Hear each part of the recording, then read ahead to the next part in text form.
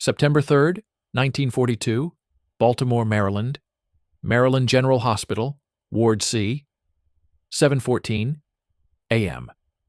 The ward smelled like antiseptic and old wood and the particular staleness of a building that had been running at twice its intended capacity for 11 months and had adapted not by becoming adequate, but by becoming familiar. The inadequacy absorbed into the smell and the sound and the quality of light that came through the high windows in the morning. There were 31 beds in Ward C. In September of 1942, there were 31 men in those beds and 4 more on cots in the corridor. And the corridor smelled different from the ward, less antiseptic and more human. The smell of men in close proximity doing the slow, difficult work of recovery from things that recovery was not guaranteed for. Margaret Hollis had been a nurse at Maryland General for 3 years. She was 26 years old, dark-haired, with the kind of steadiness that some people are born with and others develop through circumstance. In Margaret's case, it was a combination of both.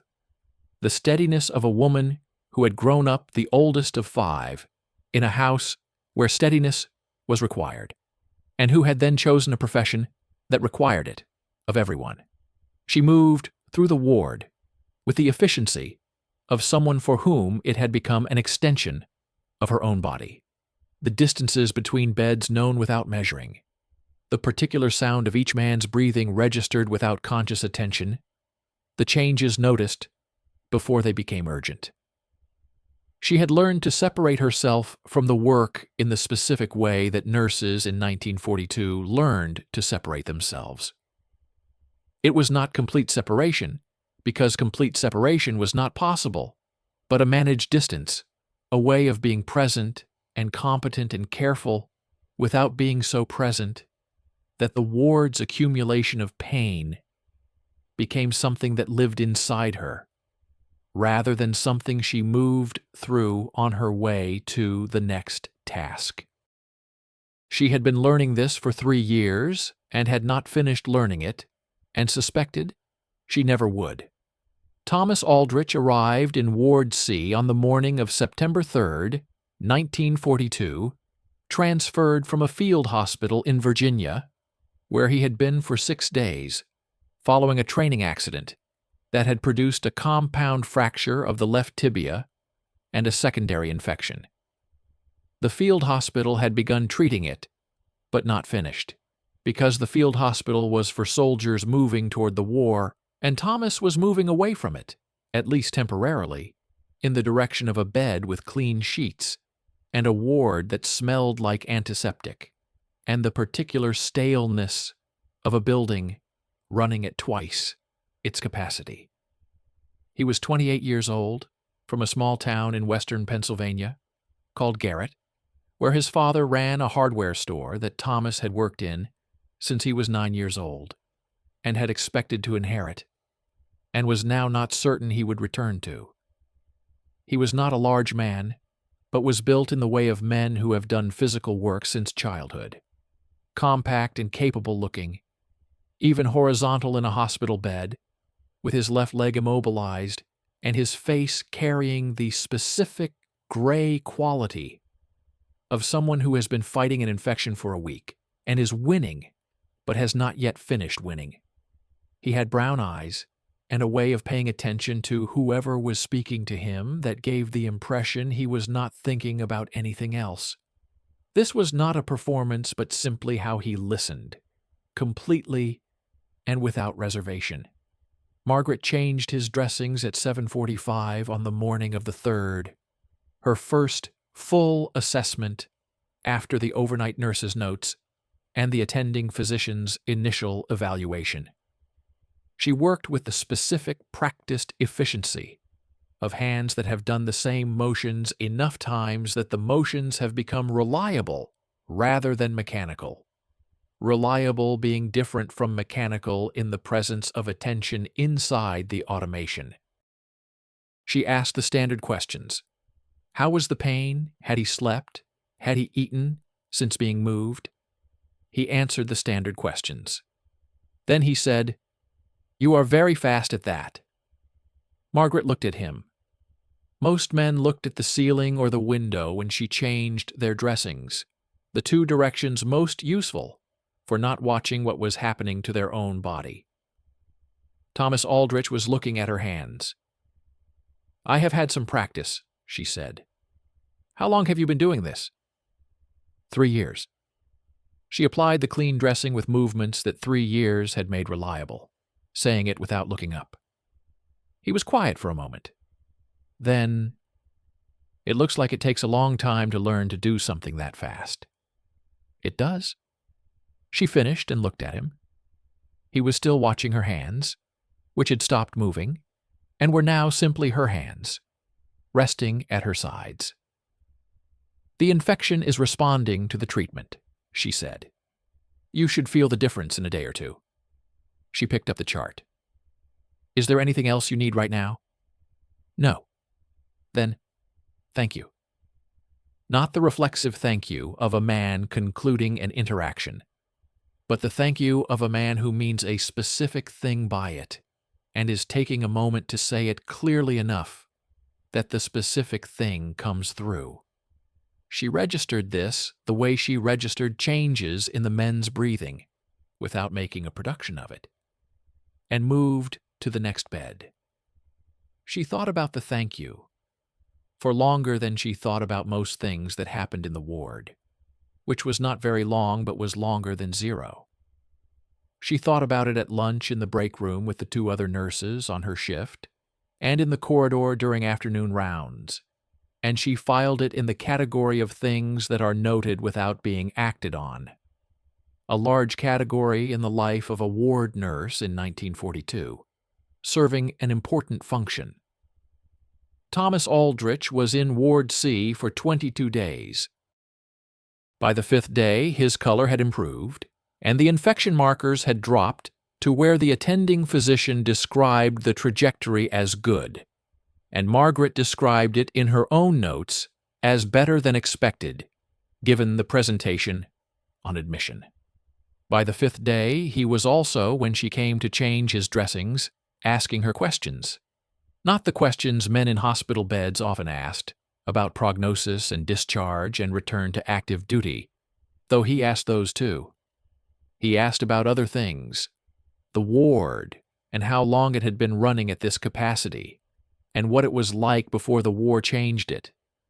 Nursing and how she had decided and what the training had been like and what the hardest part was. He asked, with the attention she had noticed on the first morning, completely and without appearing to think about something else simultaneously. She answered. Not all of them fully at first, but more fully as the days progressed, and the dressings became a rhythm between them, and the rhythm made space for something beyond the clinical. She told him the ward had been different before, smaller in every sense. She told him she had decided on nursing because her youngest brother had been sick for 2 years when she was 15, and she had spent those 2 years watching the nurses and deciding that what they did was the most useful thing a person could do with the hours of a day. She told him the hardest part was not the things people assumed were the hardest part. He asked what people assumed. She said they assumed it was the blood or the injury or watching someone decline. He asked what it actually was. She said, "It is the moment when you understand that you have done everything correctly, and it was not enough. And then you go to the next bed." He was quiet after this. Not the quiet of a man who does not know what to say, but the quiet of a man who is thinking about what has been said, and is taking it seriously enough to think before responding. Then he said, "That sounds like hardware." She looked at him. "My father's store," he said. "Sometimes you order the right thing, and it doesn't come in time, and the customer's project is already behind, and you did everything right, and it didn't matter." He paused. "Though I imagine the stakes are somewhat different." "Somewhat," Margaret said. And something happened in the ward that did not usually happen. She laughed, briefly and genuinely, the kind that arrives before the decision to laugh has been made. She looked at the chart in her hands, and then at Thomas in the bed, and he was looking at her with an expression she chose, after a moment, not to examine too closely. She moved to the next bed. On the 9th day, he asked if she had ever been to the harbor.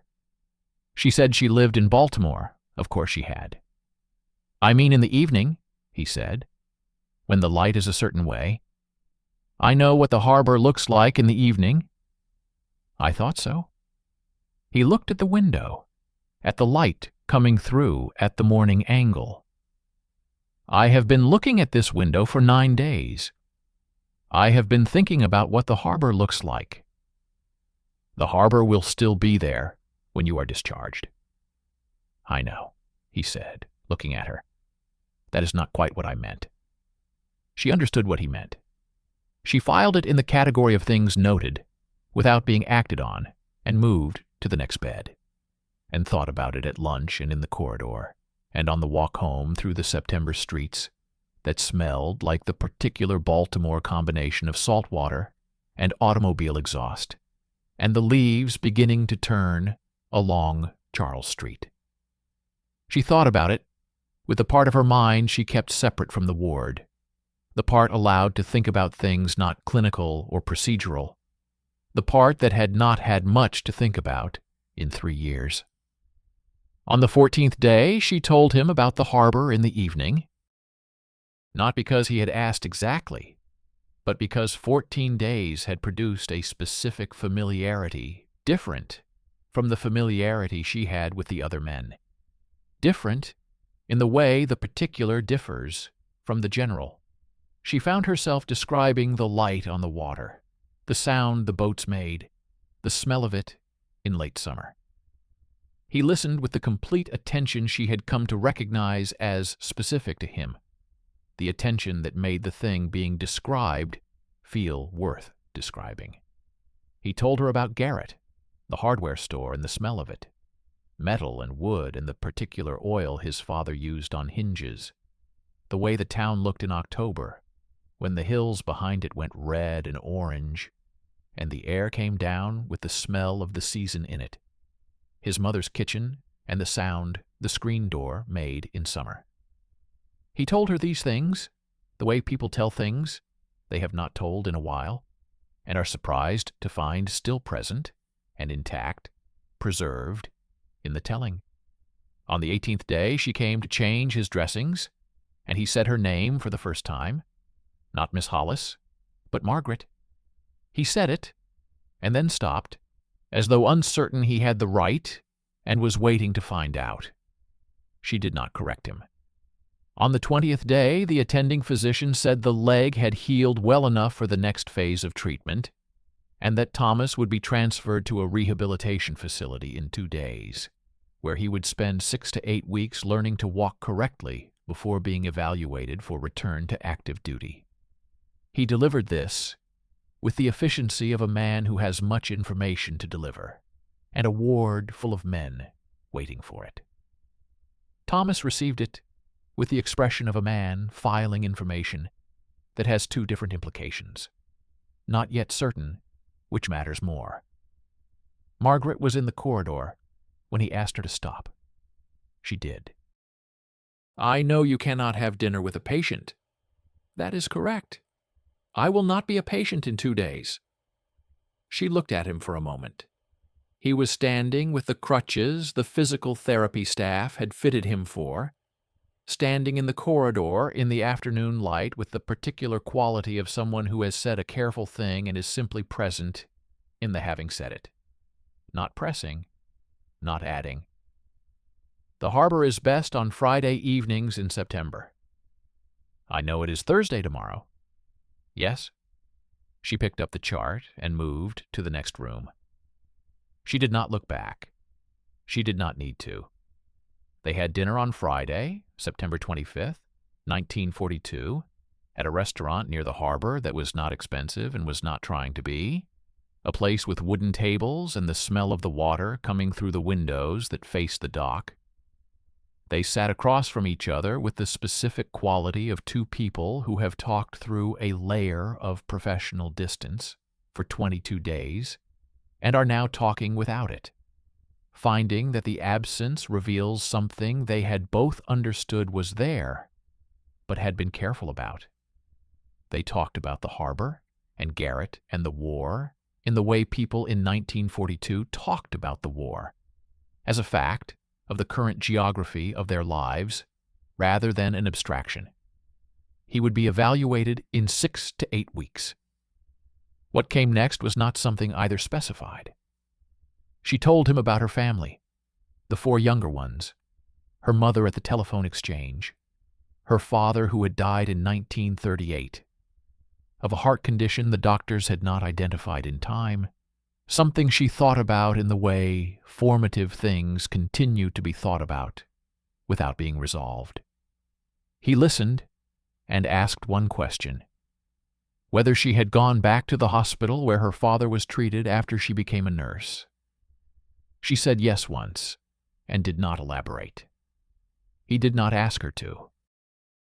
He told her about the men he had trained with, those already shipped out, whose letters arrived from places the newspapers described in terms that made it difficult to connect the language to the fact of a specific man in a specific place. He said this without sentimentality, not because he did not feel it, but because sentimentality in 1942 was a luxury the proximity to war had made difficult to afford. They walked along the harbor after dinner in the September dark, the lights of ships visible on the water, and the smell as she had described it. "You were right about the light," he said. "It is better in September than any other month. I think it might be better than the description. Most things are. Not all things." She looked at him, and he was looking at the water, and she understood what he meant, and filed it this time in a different category. Not things noted without being acted on, but things allowed to matter. They saw each other 11 times between September 25th and November 14th, 1942, when Thomas Aldrich was cleared for return to active duty and assigned to the European theater. The 11 times were Friday evenings mostly, the harbor and the restaurant with the wooden tables and the smell of water, and 2 Sunday afternoons when she was not on shift, and they walked through the city in the October light that turned Baltimore's brick streets into something she had never noticed before and would not be able to not notice afterward.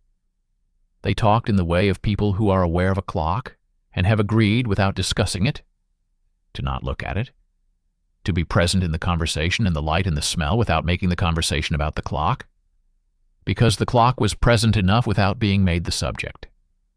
On November 7th, a Friday, he told her at the restaurant that he had received the assignment.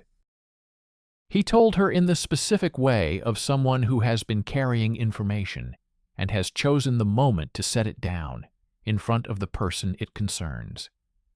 She had known it was coming.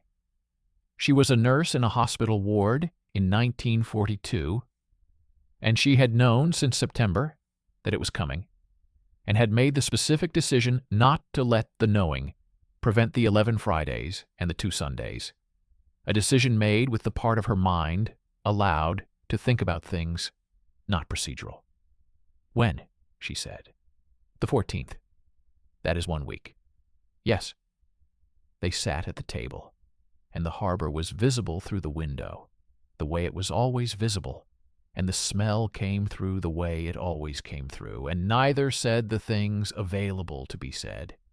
Numerous things both understood were available, because they had been said in various ways across 11 Fridays and 2 Sundays, and saying them again did not change what they were. "I want to write to you," he said. "If you would let me. I would let you. And you would write back. I would write back." He said her name the way he had the first time, uncertain, waiting.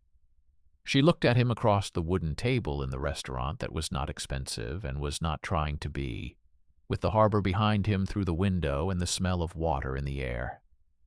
Thomas. Just his name, the way he had said hers, with the same specific weight. He reached across the table and put his hand over hers. She turned her hand over. They sat like that until the restaurant began to empty, and the man behind the counter turned down the lights. He left on November 14th from a train station crowded in the specific way of train stations in wartime.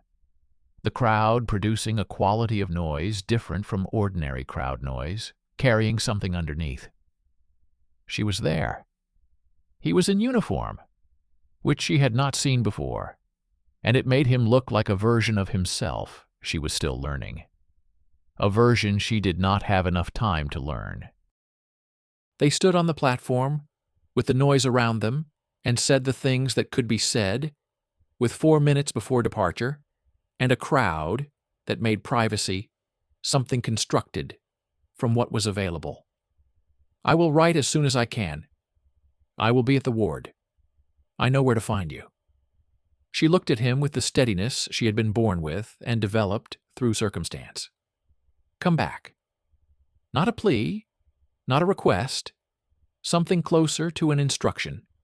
The specific instruction of a woman who has spent 3 years learning to do everything correctly and knows sometimes it is not enough, and is choosing in this moment not to acknowledge that knowledge.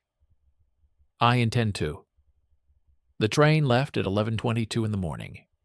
She watched until it was not visible. Then she walked back through the city to the hospital, changed into her uniform, went to Ward C, and began the afternoon rounds with the efficiency that 3 years had made reliable, the distances between beds known without measuring, the sound of each man's breathing registered without conscious attention. His first letter arrived on December 9th, 1942. 2 pages, written in the handwriting of a man who learned in a schoolroom in Garrett, now writing from somewhere in England. He described in terms specific about the light and the cold and the smell, but careful about everything else. Careful in the way letters from soldiers in 1942 were careful, aware of eyes that might read them. He described a pub near the base, the sound of rain on its roof, the way the English talked about weather, with a seriousness he found both puzzling and admirable. He thought about the harbor, the restaurant, the way she had turned her hand over on the table, the most specific memory he carried. He expected it would remain so. She wrote back the same evening. She described the ward, new admissions, the way December changed the light through the high windows to something grayer and more deliberate. She described a Friday evening at the harbor alone, standing where they had stood, the cold coming off the water, in the way December cold in Baltimore came off water, what the harbor looked like in December as opposed to September, and how significant the difference was, something she had not known until standing there alone with the comparison available. The letters came with the irregularity of letters from soldiers in 1942, sometimes 3 in a week, then nothing for 12 days, the gaps carrying their own specific weight. She learned to manage the way she managed the ward, with the steadiness that did not require absence of the thing being managed, but only the capacity to continue functioning in its presence. She wrote every week regardless, a decision made in December and held through January and February of 1943. His letters described England, and then in March no longer described England. They described something less specific geographically, but more specific in other ways. The men he was with, the waiting that preceded the not waiting, the quality of silence, in certain moments he had not understood before and could not fully describe now. He described a man named Corrigan from Ohio, who played harmonica badly and insisted on playing it anyway, who had become over the months a fact of Thomas's daily life in the way certain irritants become facts, and then, at some point, not easy to identify, become something other than irritants, He described the food and equipment and the light in the evenings over the landscape they moved through. The light he kept returning to in letters because it could be described without being careful.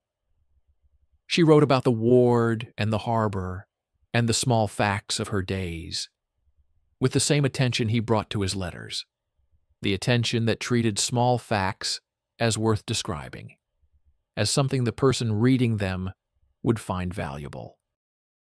She wrote about new nurses on the ward, younger than she, and explaining things that could not be learned except through accumulation of days.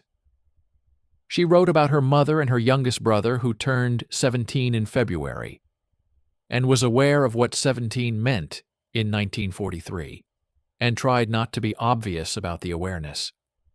She did not write about what she thought about when she stood at the window in the early morning before rounds began, because some things are not for letters. His last letter arrived on June 3rd, 1943. One page, dated May 29th. It described a morning that was very clear, the kind that made the landscape look arranged rather than accumulated, and a cup of coffee before the morning began in earnest, and Corrigan playing the harmonica badly in the background, and a letter from his father about the hardware store in Garrett that had been written in November, and only just arrived. He had been reading her letters again, the ones he carried, and the one about the harbor in December was the one he read most often. He thought the way she described the difference between September and December was the best description of how a place can be the same place and also a different place, depending on what you bring to it. He said, "I think about turning your hand over. I will think about it tomorrow. I expect I will think about it for a long time after that." The notification came to the hospital on June 17th, 1943, addressed to Margaret Hollis, Ward C, Maryland General Hospital, because he had put her name on the form in November when he shipped out, and she had not known he had done this until the envelope arrived at the nurse's station, with her name on it in the handwriting of someone not Thomas Aldrich. She was between rounds when the envelope was brought to her. She stood in the corridor of Ward C and opened it and read it with the steadiness she had been born with and developed through circumstance and 3 years of the ward, the steadiness that did not require absence of the thing being endured, but only the capacity to remain present in its presence. She read it once. She folded it and put it in the pocket of her uniform. She picked up the chart she had been carrying. She finished the rounds.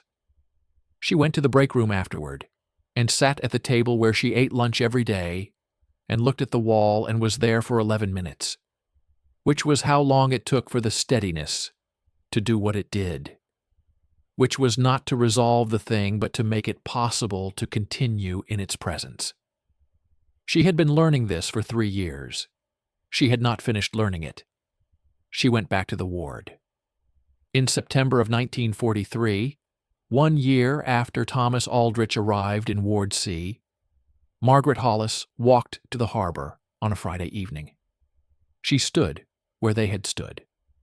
The light was the way she had described it in the ward, the way she had described it in the letter he read most often. September light on the water, and the smell of it, and the sound of boats. She stood there a long time in the way of a person who has come to a place not to do anything but to be in it, to let it be what it is without requiring it to resolve into something usable.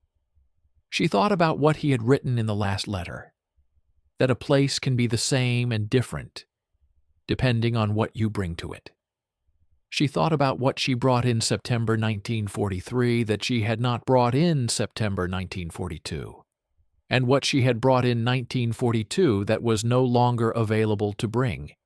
She thought about turning her hand over on the wooden table in the restaurant that was not expensive and was not trying to be.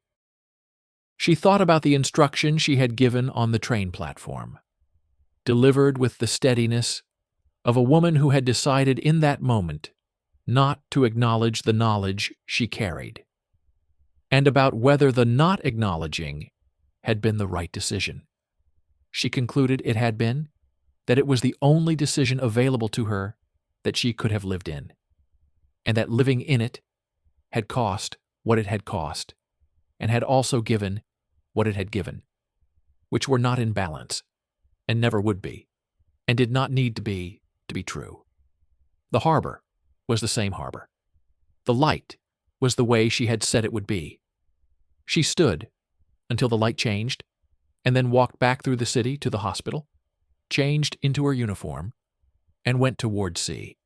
She began the evening rounds with the efficiency that 3 years had made reliable, and that the 4th year was making into something that lived beyond reliability, into the specific competence of a person who has understood that doing everything correctly is not sufficient, and has decided to do it anyway, because the alternative is not to do it. And that is not an alternative. There were 31 beds in Ward C. In September of 1943, there were 31 men in those beds, and the 4 cots in the corridor. And the corridor smelled like it always smelled, and the windows let in the light at the angle that made the dust visible, and the floors look older than they were. She moved through the ward with the distances known without measuring, and the sounds of the men's breathing registered without requiring conscious attention. And she was present in it the way she had always been present, completely and without distance entirely, and with the managed distance that was not complete and never would be. This was the work, and the work continued. This story is a work of original fiction. Any resemblance to real persons is coincidental. If this resonated with you, subscribe and leave a like. New video coming soon.